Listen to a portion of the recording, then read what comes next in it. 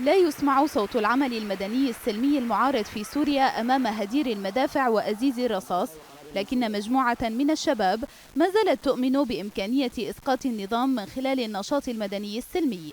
كل العالم عم تقول إنه شو عم تشتغلوا هلا بوسط المعارك اللي عم تصير والانشقاقات وأعداد الشهداء، إنه العمل السلمي المدني ما له مكان هلا بوسط هالفوضى وهالعنف. نحن بالنسبة لنا هذا اللي بلشنا فيه، وهذا اللي نآمن إنه هو اللي حيقدر يكمل للأخير. منشورات ورقية تدعو للعصيان المدني لإسقاط النظام السوري طبعها ناشطون على أوراق العملة السورية تم رميها في شوارع عدة مدن منها دمشق وحلب، فأحد لن يتردد بالتقاط ورقة نقدية عن الأرض مواليا كان أم معارضا. العمل السلمي المدني هو اللي بلش الثورة، وعلى الأغلب هو اللي رح يحملها كمان بعدين. نحن عم نحاول نأسس مجتمع وحركة تقدر توقف بوجه أي استبداد وأي طاغية.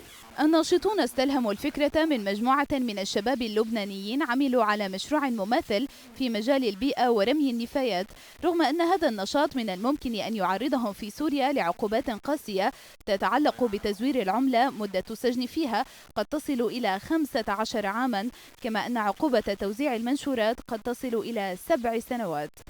استخدام العملة السورية كخلفية لمنشورات العصيان المدني التي أطلق عليها عملة الحرية تحمل العديد من الرسائل، فقيمتها في هبوط مستمر يوما بعد يوم، والوضع الاقتصادي للسوريين لم يكن يوما بهذا السوء. ماريا شحادة، MBC. شارك معنا في عصيان الشهداء ولا تكن جزءا من عملية